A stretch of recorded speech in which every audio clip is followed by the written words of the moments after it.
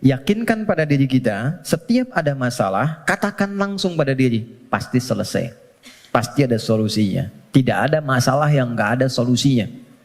2. Kalau ini sudah menyemai dalam jiwa kita masing-masing, jadi sebesar apapun masalah, itu pasti akan jatuhnya ringan. Apalagi kalau dijatuhkan betulan di atas bentangan sajadah. Kan? Itu lebih indah. Itu yang dimaksud Quran surah 12 ayat 85. Innama ashku bathi wa huzni ilallah. Kata Nabi Ya'qub, aku tuh kalau ada masalah, curhatnya sama Allah. Bukan di media sosial.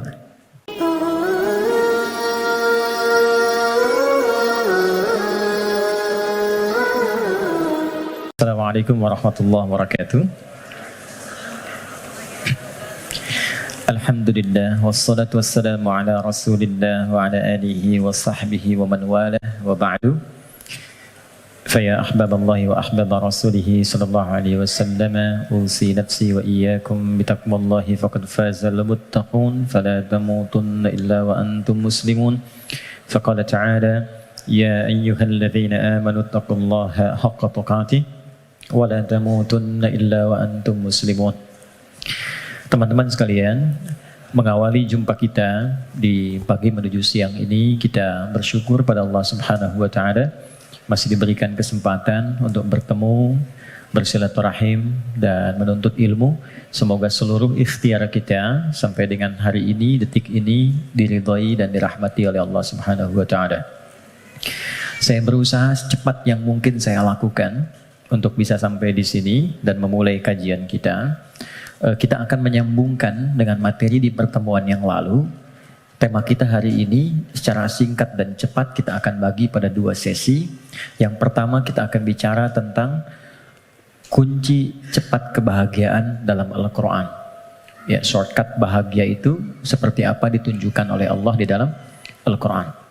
Kemudian setelah itu kita akan coba agak lebih banyak untuk berdiskusi. Barangkali ada beberapa hal yang ingin kita diskusikan, tanya jawab, saya bertanya Anda menjawab atau sebaliknya. Baik, mudah-mudahan sisa waktu yang ada bisa kita maksimalkan. Setiap kita tidak akan luput dari persoalan seperti yang dibahas di pertemuan lalu. Dan ingat kuncinya, tidak ada manusia yang hidup yang tidak mengalami persoalan, yang tidak punya masalah. Itu mustahil. Quran surah kedua ayat 155 sampai 157. Allah menegaskan, saya sedikit menyingkat apa yang telah dibahas di pertemuan lalu. Walanabluwannakum bisyai. Setiap yang hidup pasti aku akan uji dengan beragam ujian kehidupan. Perhatikan cara menerjemahkannya. Untuk meningkatkan kualitas hambaku melalui ujian itu. Jadi, posisikan ujian adalah sebagai tes dari Allah yang menjadi fasilitas bagi kita untuk meningkatkan kualitas kehidupan. Itu poinnya. Ragamnya kata Allah bisa banyak. Minal khauf, kadang ada kegelisahan, kekhawatiran akan apapun.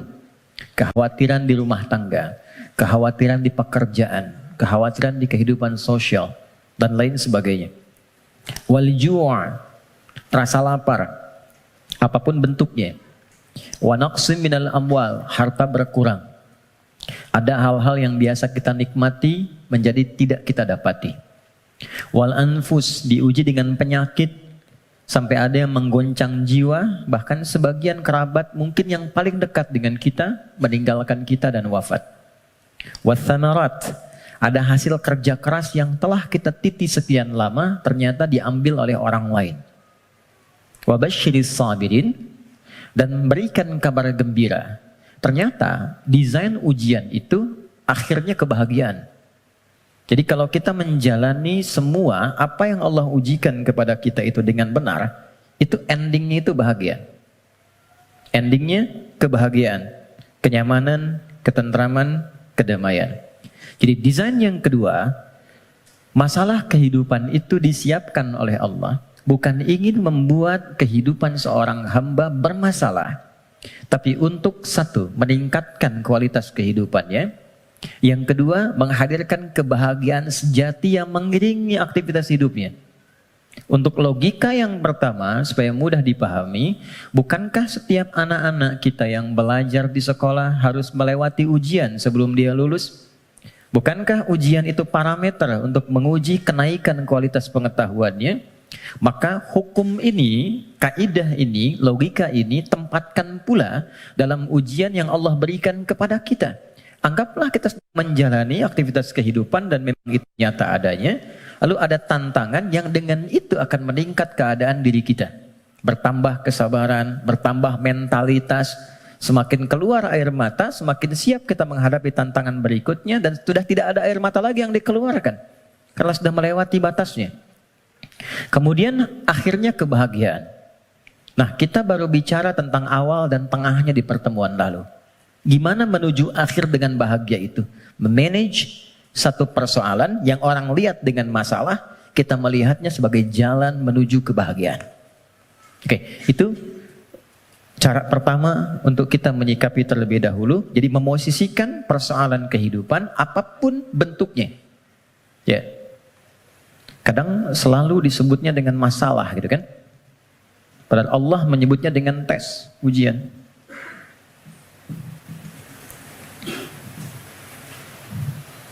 Satu, untuk meningkatkan kualitas hidup.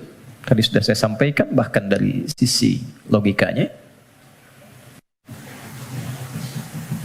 Ya, ini macam-macam. Ada yang kaitan dengan intelektual, wujudnya kreativitas. Ibu, teman-teman yang akhwat senang mana? Anak diam atau anak aktif? Aktif. Kalau diam kan gak enak ya. Adek sini nggak ada aktivitas. Tapi kalau dia jalan sana sini, lompat, lari, nggak diminta lari dia lari, diminta jalan dia lompat, gitu kan? Aktivitas itu bukankah menstimulus orang tuanya untuk banyak melahirkan kreativitas? Akhirnya tahu, bisa mengendalikan emosinya, bisa menata, bisa mengiringi aktivitas. Sehingga mengatur orang yang sudah bisa mengendalikan anak lebih mudah nanti mengendalikan orang tua yang kekanak-kanakan. Jelas ya? Itu contohnya. Ada yang terkait emosional. Ada yang terkait dengan spiritual. Bukankah kalau ada ujian lewat anak, ayah ibunya yang rajin sholat, berdoa, bahkan puasa, dan sebagainya. Bukankah kalau anaknya sering bertanya tentang persoalan, sering mengeluhkan di sekolah, ibunya yang mulai curhat, bapaknya yang mencari solusi, ini meningkat ini semua. Kalau Allah nggak titipkan lewat itu semua, nggak akan mungkin muncul pengalaman-pengalaman yang kadang melahirkan nostalgia di kemudian hari. Ya, ini poinnya. Dua, dan ini pasti sifatnya, apalagi di rumah tangga. Saya tanya sebentar, siapa yang ingin rumah tangganya sakinah? Semuanya ya. Dan sakinah itu babnya adalah masalah. Karena sakinah itu ketenangan yang lahir setelah tuntas persoalan itu diselesaikan. Oke. Dua, tidak mungkin Allah titipkan ujian berupa aneka persoalan kehidupan kecuali menjadikan ini sebagai jembatan yang mengantarkan pada kebahagiaan. Ini poinnya. Secara teoritis psikologis kita sudah belajar di pertemuan lalu bagaimana menyikapi masalah supaya jadi ujian yang menyenangkan. Itu dulu. Kemarin setelah kita belajar, yakinkan pada diri kita nggak mungkin diuji kalau nggak sanggup, kan? Al-Baqarah 286 selesai kemarin. La yukallifullahu nafsan illa wus'aha. Jadi kalau ada yang diuji dengan persoalan apapun, katakan pada diri kita, aku yang dipilih, insya Allah sanggup, insya Allah mampu. Itu dulu. Nanti secara psikologis akan ada kekuatan yang tak kita sadari membuat kita lebih siap menghadapi itu. Itu kaidah Quran. Kedua, inna ma'al usri yusra. Sudah kita bahas ini. Yakinkan pada diri kita, setiap ada masalah, katakan langsung pada diri, pasti selesai. Pasti ada solusinya. Tidak ada masalah yang nggak ada solusinya. Dua. Kalau ini sudah, menyemai dalam jiwa kita masing-masing. Jadi sebesar apapun masalah, itu pasti akan jatuhnya ringan. Apalagi kalau dijatuhkan betulan di atas bentangan sajadah. Kan? Itu lebih indah. Itu yang dimaksud Quran surah 12 ayat 85. Innama ashku bathi wa huzni ilallah. Kata Nabi Yakub, aku tuh kalau ada masalah, curhatnya sama Allah. Bukan di media sosial. Dan tidak menyelesaikan persoalan. Anda bikin status, aku nggak menduga ternyata dia begitu, ya. Tapi nggak ada solusinya gitu, ya, nggak ada solusinya. Nah sekarang apa yang tadi kita uraikan telah tuntas kita bahas di pertemuan lalu. Silahkan dilihat kembali di review videonya. Sekarang kita akan masuk ke sini. Bagaimana memanage persoalan menuju jalan menuju kebahagiaan. Teman-teman, setiap orang yang diuji ada masalah pasti butuh solusi. Dalam bahasa Al-Quran, solusi itu dikenal dengan makhraj namanya. Apa namanya? Makhraj. Pernah dengar makharijul huruf? Oke, ya? Makharij itu jamak dari kata makhraj. Makhraj. Makhraj itu jalan keluar. Jadi kalau teman-teman misalnya umrah atau haji, ada lewat jalan di atasnya tulisannya makhraj, jalan keluar, exit, kan? Nah, di dalam Al-Quran, setiap orang yang diuji dengan persoalan kehidupan, itu fitrahnya sudah pasti menginginkan jalan keluar. Ini saya pengen keluar, ini bahasa kiasan. Ini ada tempat penuh dengan masalah, saya pengen keluar. Apa jalan keluarnya? Apa makhrajnya? Kalau kita keluarkan ayat-ayat terkait dengan solusi dari setiap persoalan yang endingnya kebahagiaan, maka kita akan temukan satu, Quran surah ke-65. Kita mulai dengan basicnya Quran dulu ya, supaya nggak bisa didebat gitu. Kalau teori manusia kan bisa didebat ya, tapi siapa yang mau mendebat firman Allah? Jadi saya mulai dengan Quran, hadis. Jadi kalau hadisnya didebat, Anda mendebat Rasulullah gitu. Baik, oke. Quran surah 65 ayat surah At-Talaq. Akhir ayat kedua, di akhir ayat kedua, di awal ayat ketiga. Dan nanti indahnya kenapa ditempatkan di surah At-Talaq. Ya. Bahkan di titik paling nadir pun dari persoalan itu, yang kadang sengketanya, kadang di ujung seakan melahirkan perpisahan dan sesuatu yang tidak diinginkan, itu ternyata masih bisa disisipkan ending yang membahagiakan. Ya, ya kita bacakan ayatnya. Bismillahirrahmanirrahim. Langsung ke ujungnya saja, karena kita agak terbatas waktunya. Wa may yattaqillaha yaj'al lahu makhraja. Satu. Oke. Kalau saya tuliskan kelihatan ya, insyaallah ya. Dan kalaupun belum tampak secara langsung, nanti bisa direview videonya, jadi bisa terlihat lebih jelas. Saya naikkan ke atas. Waman, ini. Yang saya highlight dulu. Wa may yattaqillaha. Gini. Ya, dan kelebihan. Wa may yattaqillaha. Nih, kuncinya ini. Saya kotaki. Baru saya turunkan ke sini, ya ja'allahu makhraja. Makhraja. Oke, kita temukan kalimat makhraj di Quran. Satu. Waman, saya baca dengan man dulu, tidak saya baca dengan tajwid. Waman. Dan siapapun. Saya agak kurang sepakat dengan terjemahan dan barang siapa. Karena saya cari sampai sekarang nggak pernah ketemu itu barang punya siapa gitu. Barang siapa. Oke. Jadi saya lebih senang menerjemahkan dan siapapun. Dan siapapun. Nah, man ini di dalam bahasa Arab tuh kaidahnya berbunyi begini. Ismun mausulun yadulu alal faradiyah. Paham? Tidak. Man, konjungsi yang menunjuk kepada objek, kadang subjek, tapi dia menunjuk secara personal, tapi sifatnya luas. Jadi tawarannya berlaku secara personal setiap kita, tapi bersifat terbuka.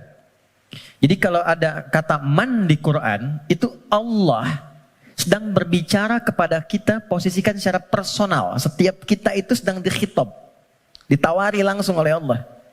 Dan tawarannya terbuka. Mau laki-laki, perempuan, besar, kecil, tua, muda, siapapun.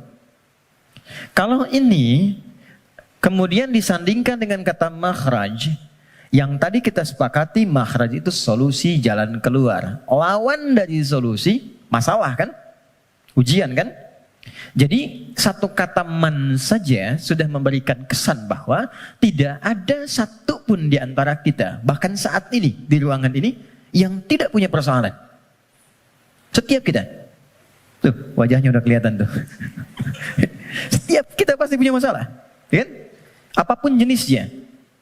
Tapi kata Allah, siapapun Anda, ketika mendapati ujian dari persoalan itu, aku sudah siapkan solusinya.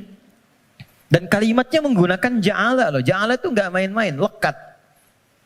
Jadi seakan Allah ingin katakan begini, setiap aku titipkan ujian untuk meningkatkan kualitas hidupmu, saat yang bersamaan, ini sudah ada solusinya.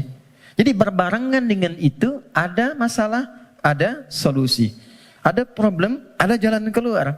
Tinggal sekarang, cara kita bagaimana menemukan jalan keluar itu bukan hanya merasakan persoalannya.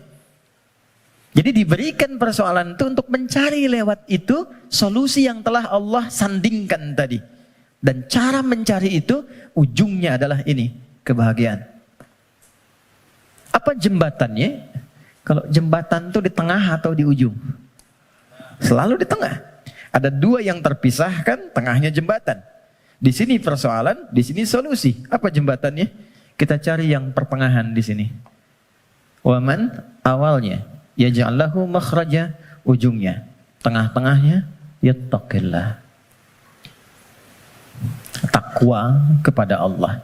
Allah berikan satu kalimat saja yang bila ini diimplementasikan sempurna, maka endingnya bahagia di setiap situasi yang kita jalani. Takwa. Kalimat yang mudah untuk diucapkan dan butuh tantangan ketika dijalankan. Saya tidak ingin mengatakan sulit, karena nggak ada yang sulit yang Allah berikan. Yang sulit itu manusianya, bukan caranya. Oke, jadi kita sudah dapatkan katanya. Kalau ada persoalan, ujian apapun dalam kehidupan, maka kalau ini ingin cepat dituntaskan oleh Allah dan endingnya bahagia, maka solusi pertamanya apa? Takwa. Oke, satu dulu. Dua, apa itu takwa? Karena di sini kita punya dua pembahasan. Topik pertamanya tentang definisi yang jelas apa itu takwa. Yang keduanya kenapa pakai ya di sini. Nanti ini yang di akhir kita akan tutup sebelum kita diskusi. Teman-teman, takwa itu singkatnya, definisi yang paling singkat dan mencakup adalah membangun hubungan baik dengan Allah. Itu cara cepatnya. Wa may yattaqillaha, siapa yang mampu mendekati Allah dengan baik. Oke, sekarang kita terapkan logikanya. Kalau kita punya persoalan, bukankah kita akan berkonsultasi kepada orang yang kita duga mampu menyelesaikan masalah kita? Ya kan? Bukankah kalau Anda punya masalah di handphone, Anda akan datang ke counter handphone? Bukankah kalau ada orang punya masalah di kendaraannya, dia akan datang ke bengkel yang sesuai dengan kendaraannya? Oke, artinya kita akan merujuk kepada objek itu ketika dipandang dia mampu menyelesaikan masalah yang kita hadirkan.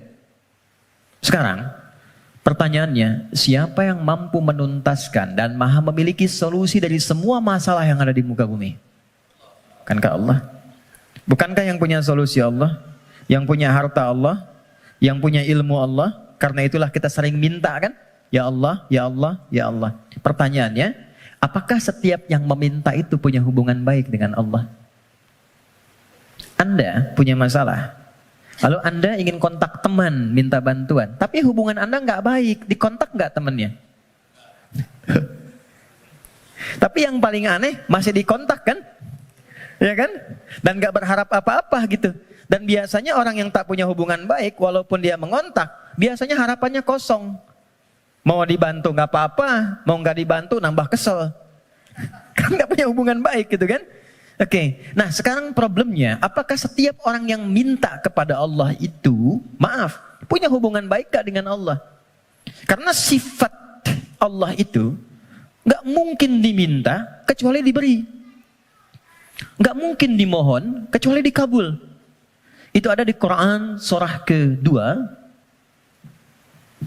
ayat 186. Paling kiri sebelah bawah di mushaf standar. Wa idza sa'alaka 'ibadi 'anni fa inni qarib ujibu da'watad da'i idza da'an. Itu kalimatnya. Jika ada hambaku Muhammad SAW bertanya kepadamu, berkonsultasi untuk mendekat kepadaku, ingin datang kepada Allah. Biasanya kalau motif hamba datang kepada Allah itu biasanya dua. Satu pengen minta sesuatu, yang kedua mau bertobat. Umumnya begitu. Umumnya. Nah, sebelum datang Allah sudah memahami karena Maha tahu sifatnya. Maka Allah jawab, ujibu da'watad da'i idza da'a. Katakan padanya, nggak usah lelah, aku sudah memahami sebelum dia datang. Wah, itu secara psikologis hebat sekali. Kalau Anda bertanya, Mas Dimas, mana ustadznya? Kok jam 10 belum datang? Iya nih, kayaknya nggak jelas ustadznya datang apa enggak. Dengan jawaban kedua, ustadz sudah dekat, sebentar lagi tiba. Mana yang menenangkan, jawaban pertama atau kedua? Kedua. Maka Allah mengatakan, sebelum engkau tanya, katakan Muhammad pada mereka SAW, aku dekat. Setelah itu apa? Aku akan kabulkan apapun yang hambaku minta, sepanjang itu maslahat untuknya. Jadi setiap permohonan itu dikabul, dan jawabannya menggunakan ya. Lalu kembali kepada saya jadi ujibu, aku akan jawab kapanpun itu yang sesuai dengan kebutuhan dia. Ya, karena sifat doa itu gini, sifat doa itu mengabulkan apa yang dibutuhkan, bukan memberikan apa yang dimintakan. Karena Allah itu Maha Pengasih, nggak mungkin Allah ngasih kepada sesuatu yang membahayakan. Ya, kadang kalau memang betul itu maslahat buat Anda, minta, Anda butuh diberi seketika. Tapi kalau sekarang Anda belum siap, mungkin diberikannya 2 tahun, 3 tahun, 4 tahun. Nabi itu minta kiblatnya pindah dari Masjidil Aqsa ke Ka'bah. Kapan dikabulkannya? Setahun 8 bulan. Bayangkan seorang Nabi, Rasul, manusia terbaik, minta sama Allah, nggak langsung dikabul. Setahun 8 bulan baru dikabulkan. Kenapa? Bukan nabinya, umatnya belum siap. Ya, begitu pindah, dapat komen dari kalangan Yahudi yang ada pada saat itu di Madinah, langsung dislike, share, viral. Nggak ada yang subscribe satupun. Ya, yang ada nanti malah konflik. Jadi begitu sudah siap, sudah paham dengan esensi sholat, sudah mengenal Allah lebih dekat, baru dikabulkan. Kadang-kadang, maaf ya teman-teman, apa yang sekarang kita dapatkan, boleh jadi itu doa sekian bulan, atau bahkan tahun yang pernah dimohonkan dulu. Cuman kadang-kadang sebagian hamba tidak menyadari itu, karena itu syukurnya telat. Gitu. Ada yang ketiga, ini yang lebih dahsyat. Allah mengganti apa yang diinginkan dengan apa yang dibutuhkan. Seperti pernah saya sampaikan, Anda punya anak, anaknya sakit, konsultasi ke dokter, ini yang terbaik untuknya jeruk. Pulang dari rumah sakit, dia merengek minta apel. Mama, apel, apel, apel. Ini nak, jeruk. Nggak mau apel. Ini jeruk rasa apel. Itu yang terbaik, gitu kan? Oke, kadang-kadang Anda minta motor, dikasihnya mungkin sepeda. Kadang Anda minta mobil A, dikasihnya mobil B. Kadang Anda mengajukan proyek A, dikasihnya proyek B. Yang ini nggak masuk, yang ini dapat. Jadi sifat doa, itu kalau dimohonkan, diberikan. Kalau nggak cocok di dunia, diberikan di akhirat. Itu sudah janji. Karena itu kita masih ada iman akhirat, jadi masih punya harapan. Yang bahaya itu kalau nggak punya keyakinan tentang akhirat, dia nggak punya harapan. Jadi meninggal aja. Kalau kita masih punya harapan, makanya kita belajar ilmu tentang alam kubur, ilmu tentang akhirat, pengetahuan tentang surga neraka. Kenapa? Supaya memunculkan harapan. Ya, sebab kalau ditanya nanti, kalau meninggal kemana, punya jawaban. Kalau orang yang nggak tahu itu ditanya kemana, meninggal ya meninggal aja. Kalau meninggalnya kan sama-sama meninggal. Halo? Ya, baik. Nah sekarang problemnya adalah, bisa ada orang minta, tapi nggak terkabul gitu. Nggak dapat. Apa problemnya? Maka saya kisahkan hadis Nabi. Teman-teman, thumma dzakara ar-rajula yutilu safara ash'atha aghbara. Nabi mengisahkan seorang lelaki yang menempuh perjalanan panjang. Safar. Sifat safar, ingat ya, sifat safar itu cepat mengabulkan doa. Jadi kalau teman-teman sedang safar, kalau dari segi jarak tuh di atas 82 km dari segi jarak. Tapi kalau dari waktu tempuh yang merubah zona waktu lah setidaknya. Ya, jadi kalau kita misalnya dari sini mau ke Palembang, Papua, Lampung, safar. Tapi ingat, safarnya menuju tempat yang baik. Ya deh? Ini mau safar ke Makau, safar ke Las Vegas misalnya, itu bukan safar namanya. Memang jalan jauh tapi bukan dalam konteks yang dibenarkan. Nah, orang yang menempuh perjalanan jauh dalam rangka kebaikan, apalagi diniatkan ibadah, maka berpotensi mengabulkan doa di setiap titian perjalanannya. Maka alih-alih banyak foto dan bikin status, saran saya, isi dulu dengan doa. Isi dulu dengan doa. Dua, yamuddu yadaihi ilas sama. Dia mengangkat tangannya ke langit. Gini. Saya tidak bermaksud mengajarkan, hanya share saja. Biasanya begini yang mudah untuk dilakukan. Kalau Anda angkat telapak begini. Ada garis kan ya? Ada garis ya? Nah, yang paling mudah tuh begini. Satukan garisnya. Ini, lalu di sini letakkannya. Nanti ada babnya, semakin tinggi dan luas permohonan, biasanya semakin diangkat, semakin terbuka. Seperti doa istisqa, minta hujan.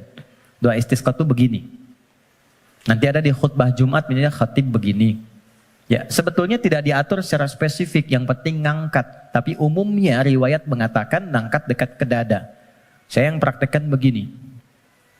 Nah, singkatnya, hadis sahih mengatakan orang yang mengangkat tangan dengan berdoa itu lebih cepat intinya dikabulkan dibandingkan dengan yang diam. Innallaha hayyun karimun. Allah itu maha mulia dan sangat merasa malu kalau seorang hamba mengangkat tangannya tidak dikabulkan doanya. Itu jawaban dari Nabi kepada seorang sahabat yang bertanya, "Ya Rasulullah, kalau ada seorang hamba mengangkat tangan dan memohon kepada Allah, apakah dikabulkan?" Kata Nabi, bagaimana menurutmu jika ada temanmu minta kepadamu sambil menengadahkan tangannya begini? Ya, Mas Sandian, tolong sesuap nasi aja. Kalau nggak ngasih malu kan? Maka kata Nabi, Allah lebih malu karena sifat rahimnya, lebih malu kalau hambanya mengangkat tangannya lalu dia tidak memberinya. Dua. Tiga, ini kunci cepat. Fayaqulu ya Rabb, ya Rabb. Lalu dia bermohon dengan al-asma'ul husna. Cara ketiga, kalau doa ingin cepat dikabulkan, mulai dengan al-asma'ul husna. Enggak perlu semuanya. Pilih satu nama yang sesuai dengan permohonan yang kita ajukan. Contoh, Allah punya berapa nama? Ya, yang dihitung 99, itu yang disebut dengan Al-Asma'ul Husna. Quran surah ke-17 ayat 110. Ulidu'ullaha, kalau engkau punya persoalan, kata Allah sebut namaku minta. Awid'ur Rahman, sebut namaku sang pemberi tanpa batas, maha kasih yang luas. Ayyamma tad'u, tapi kalau engkau ingin spesifik, falahul asma'ul husna, pilih satu nama yang sesuai dengan kebutuhanmu. Contoh, Anda minta untuk dilapangkan rezeki. Sebut ya Allah, Allahnya dulu. Allah. Ya Razzaq. Ya Allah, ya Razzaq. Ya Allah sang pemberi rezeki. Anda belajar atau anak Anda belajar, ingin diberikan keluasan ilmu. Ya Allah, ya Alim. Pilih salah satu. Nabi Zakaria ketika bermohon kepada Allah, manusia itu berkata, kamu punya keterbatasan, gak mungkin punya keturunan. Maka beliau menyebut nama Allah sang pemberi tanpa batas. Namanya Ya Wahhab. Disingkat dengan Hab. Ya, Wahhab. Banyak persoalan ingin dikuatkan kesabaran. Ya Sabar. Ya, jadi kalau Anda mau minta, gak harus semua disebut. Nanti yang gak ada, jadi ada. Ya Allah, ya Razak, ya Alim, ya Sabar. Tadinya nggak punya masalah, Anda malah punya masalah gitu kan? Oke. Dia menyebut ketiganya. Jadi dia mengatakan ya Rabb, nama puncak untuk pemberian dengan sifat rububiyah. Dia safar dan orang ini mengangkat tangan. Apa kata Nabi? Anna yustajabu lidzalik. Ini susah doanya dijawab. Gimana bisa terjawab? Ternyata dia dalam keadaan sedang punya hubungan yang tidak baik dengan Allah. Kata Nabi, mat'amu haramun. Makanan dia sumbernya dari yang haram. Mashrabu haramun. Minumnya yang haram. Malbasu haramun. Pakaiannya dari yang haram. Wa ghudhiya biharamin, dan perangkat hidupnya haram. Saya pegang gelas dari tadi, saya ingin tunjukkan begini.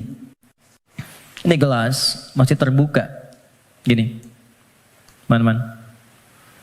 Saya bisa masukkan apapun. Spidol, pena, even itu air, dan yang lainnya. Tapi kalau mulai itu tersekat begini, apa yang bisa dimasukkan? Kalau sekatnya masih tipis, mungkin masih bisa ditembus. Sepanjang tajam permohonan, air mata keluar, bermohon dengan lembut dan lirih, masih bisa tembus. Tapi kalau yang menutupnya semakin tebal dan kuat, bagaimana bisa tembus? Maksiat yang membuat kita terhubung, buruk, jelek sinyalnya, koneksinya bahkan terputus dengan Allah, itu yang menjadikan sekat-sekat yang menghambat cawan hati kita untuk menerima pengabulan doa dari Allah Subhanahu wa taala. Maka tadi saya katakan di awal, bagaimana ada orang punya hubungan yang kurang baik dengan Allah, saat yang bersamaan dia berani meminta. Bersyukurnya Allah punya sifat Rahman dan Rahim yang masih menampung permintaannya dan mengabulkan. Cuman hamba itu yang harus membuka sekatnya dulu supaya pengabulan itu bisa masuk ke dalam dirinya. Jadi sifat Rahman Allah menjadikan doanya tetap dikabul. Cuman mental. Itu maksudnya. Ya Allah Maha Adil, tetap memenuhi janji, diminta diberikan, cuman terpental. Karena apa? Sekatnya belum dibuka. Nah, untuk membuka sekat itu dan dibangun kembali hubungan baik, itu yang disebut dengan takwa namanya. Ya. Bagaimana Anda bisa meminta khusyuk berdoa? Saya kadang-kadang suka mau senyum sendiri. Ada orang berdoa, tapi gerah juga. Minta khusyuk, tapi dia membawa perangkat haram dalam dirinya. Gambar-gambar yang tak pantas, video-video koleksi yang buruk masuk di handphonenya. Kok bisa masuk sakunya saat yang bersamaan dia sholat? Kok bisa? Enggak malu sama Allah. Kan kita mengetahui Allah Maha mendalami segala hal. Allah Maha mengawasi. Lalu ada orang mengumpulkan hal yang haram, bahkan dalam handphonenya, dia masukkan ke sakunya, dan dia masih menunaikan sholat. Dan merasa nyaman dengan itu. Apalagi dengan keadaan sadar, dia hasilkan perangkat dirinya, pakaian dari cara yang tidak benar, kemudian juga perangkat dari cara yang tidak benar, kemudian dia diuji dengan persoalan yang Allah ingin bimbing dia untuk mendapatkan jalan keluar yang baik, tapi dia menggunakan itu dan dengan perasaan bangga dia bermohon kepada Allah. Tapi sekali lagi, karena Allah itu Rahman, sayang, kasih, maka persoalan sebesar apapun yang dirasakan dan bagaimana bentuknya, demi Allah saya katakan, pada akhirnya itu adalah jalan menuju kebahagiaan. Kalau bukan jalan kita menemukan kembali harapan cerah untuk terhubung dengan Allah yang membuka kebahagiaan sejati berikutnya, atau memang itulah titik pertemuan dari semua keinginan yang akan dikabulkan. Nah sekarang bagaimana mewujudkan takwa itu?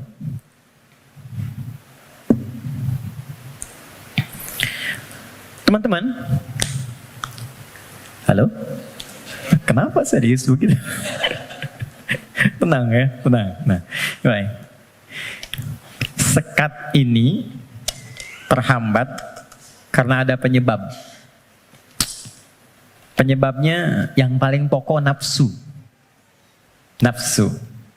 Nanti itu yang diprovokasi oleh setan untuk mengeluarkan bisikan-bisikan yang buruk. Nafsu itu setidaknya disebutkan dalam Al-Quran kurang lebih sebanyak 115 kali. 115 kali. Oke. Nah, jadi kita harus mencari kata takwa dalam Quran yang disandingkan dengan nafsu. Kata takwa itu dengan semua derivasinya disebutkan dalam Al-Quran 240 kali. Dan yang bersanding dengan nafsu itu 115 kali. Masya Allah. Tadi masih ingat? Siapa yang menggerakkan nafsu manusia untuk berbuat keburukan? Setan kan? Setan disebutkan 88 kali dalam Al-Quran. Saya ulang. Siapa yang menggerakkan nafsu manusia untuk berbuat keburukan? Kok begitu sekali melihatnya? Setan disebutkan sebanyak 88 kali dalam Al-Quran. Saat yang bersamaan, kita pun diberikan oleh Allah itu perangkat takwa. Lawan dari nafsu. Quran surah 91 ayat 7 sampai 10. Wa nafsin wa ma sawwaha fa'alhamaha fujuraha wa taqwaha. Yang fujur itu nama lain dari nafsu. Takwa itu bagian ya tertentu dari tubuh kita sebagai gambaran nilai kebaikan. Nah, yang mensupport takwa itu malaikat. Pernah nggak merasakan begini? Ketika azan berkumandang Allahu Akbar, cepat sudah azan, siap-siap. Pernah merasakan itu? Nah, itu yang bisikan malaikat. Pernah nggak ada bisikan begini? Ketika misalnya melakukan satu perbuatan atau terfikir untuk berbuat yang tidak benar, ingin berdusta pada pasangan, hati kecilnya mengatakan jangan lakukan, itu nggak benar. Pernah ada begitu? Itu bisikan malaikat. Teman-teman, malaikat disebutkan dalam Al-Quran sebanyak 88 kali.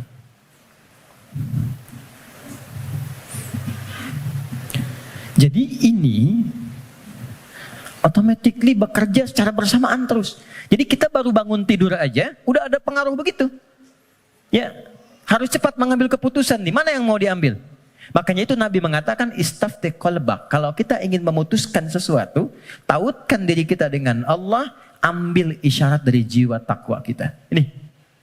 Dari 115 kali ini yang disandingkan dengan nafsu, maka keluarlah di situ rumusan-rumusan amal soleh, ibadah yang menjadi jalan sekaligus jembatan yang menghubungkan kita dengan Allah. Apa diantaranya? Jazakallah khair. 2, 3, 4. Ya, kita pelan-pelan ya. Buka Quran surah kedua. Ini bagian terakhir kita untuk materi pengantar. Surah Al-Baqarah. Oke. Ayat 1 sampai 5. Quran surah 2 Al-Baqarah ayat 1 sampai 5.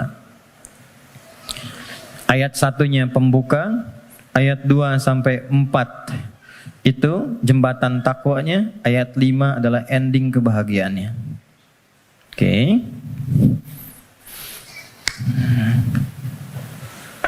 Ya, kita mulai. Pembukanya Allah sampaikan Alif Lam Mim.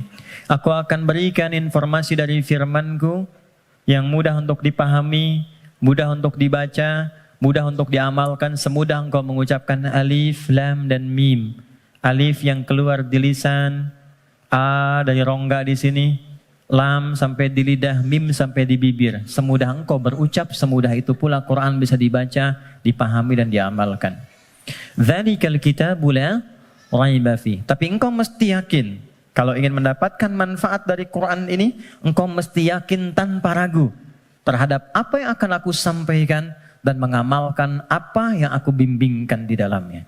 Teruskan. Dzalikal kitabu la raiba fihi hudal lil muttaqin. Isi Al-Quran aku telah siapkan menjadi pedoman kehidupan, petunjuk hidup untuk semua kegiatan yang mengiringi bagi orang takwa. Muttaqin itu jamak dari kata taqi. Taqi itu satu orang. Quran surah ke-19 ayat 12 sampai 15. Ya Yahya khudhil kitaba biquwwah wa atainahu al-hukma sabiyya wa hananan min ladunna wa zakatan wa kana taqiyya. Jadi kalau taqi satu orang. Ya. Misalnya Mas Doni punya anak Hamzah yang bertakwa satu orang. Diberi nama Hamzah At-Taqi. Hamzah aku harapkan jadi insan yang bertakwa, misal. Kalau banyakan, itu berubah namanya menjadi muttaqin. Kalau menjadi objek muttaqin, jadi subjek muttaqun.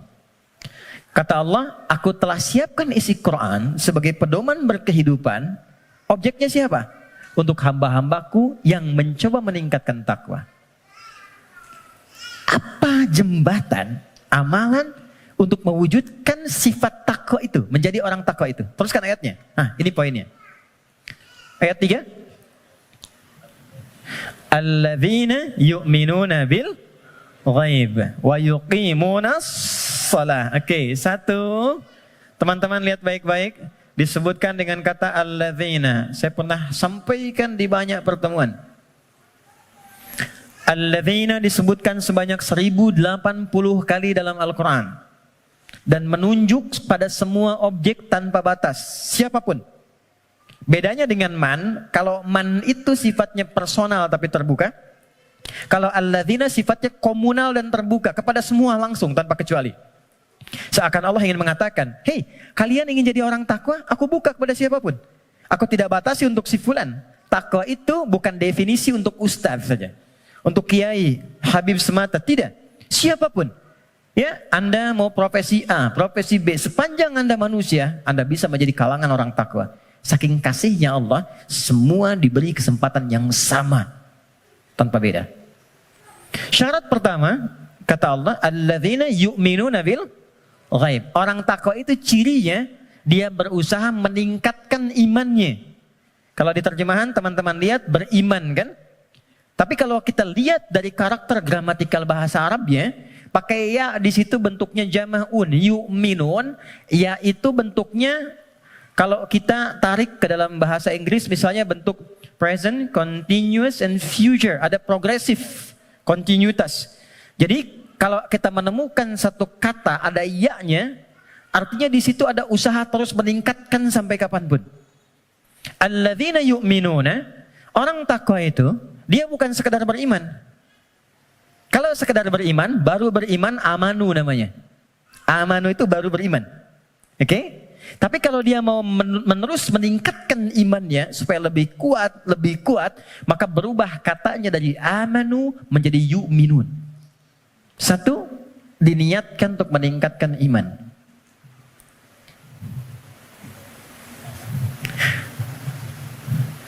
Ilustrasinya begini. Tadi subuh jam berapa? 4 lewat berapa? 4 lewat 8. Ada lagi yang lain? 4 lewat 5, 46, 48. Kita ambil 48 ya. 4 lewat 8. Allahu Akbar, Allahu Akbar. 4 lewat 8. Begitu dipanggil, Allahu Akbar, Allahu Akbar, bangun. Sadar ada panggilan, siap-siap untuk menunaikan salat.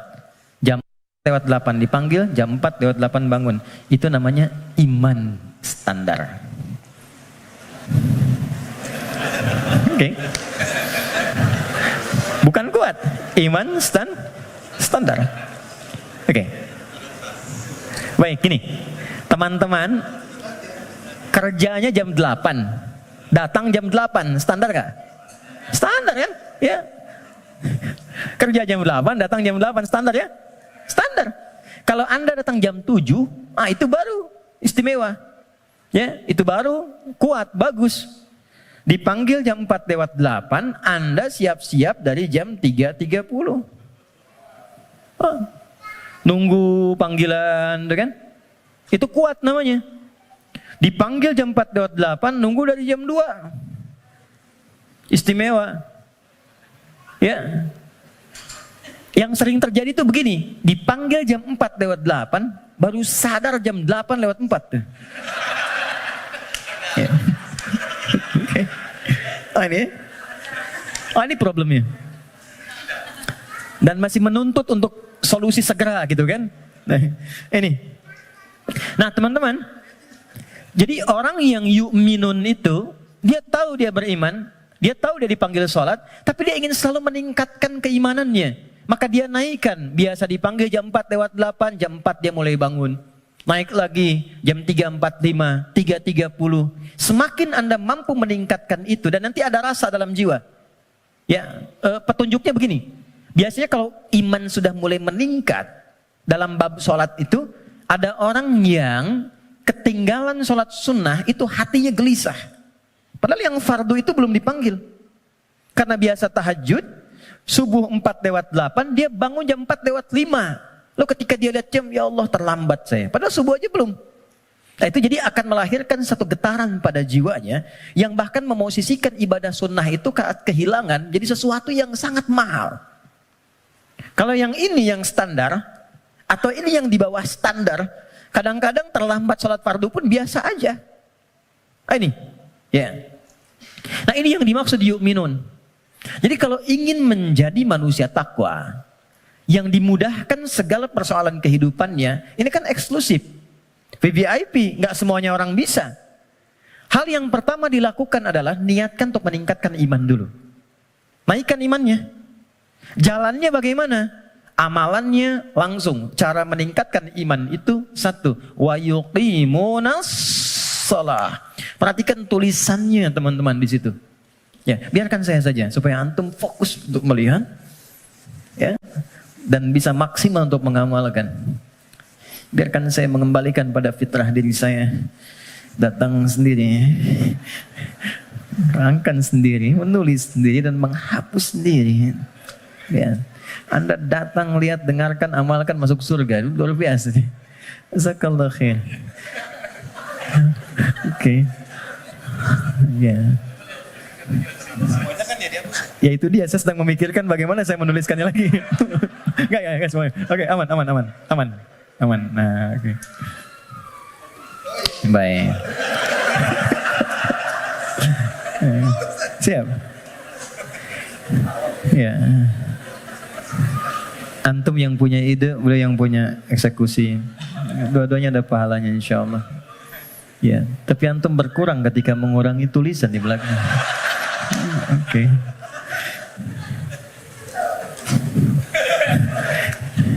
Satu, salat. Ya, sebentar. Oke. Coba lihat di mushafnya, tulisannya mesti begini. Nah, harus begini. Yuqimunas sholata. Enggak boleh beda. Harus begini. Karena nanti ada yang begini. Gini. Ada yang begini. Salawat. Kalau yang begini artinya sekali, tunggal. Kalau yang begini artinya sholat fardu 5 waktu. Contoh Quran surah kedua Al-Baqarah ayat 238. Hafidhu 'alas sholawat. Bentuknya begini. 5 waktu. Kodenya boleh dicatat 24434. Yang 5 waktu 24434. 2 sholat subuh, 4 sholat zuhur, 4 sholat asar, 3 sholat maghrib, 4 sholat isya. Ini. Tapi kalau yang begini, itu melampaui yang fardu. Melampaui yang fardu. Melampaui yang fardu bukan tambah bilangan fardu. Kalau gitu nanti besok subuh dari biasanya 2 jadi 4. Tidak. 2. Melampaui yang fardu artinya menambah dengan yang sunnah.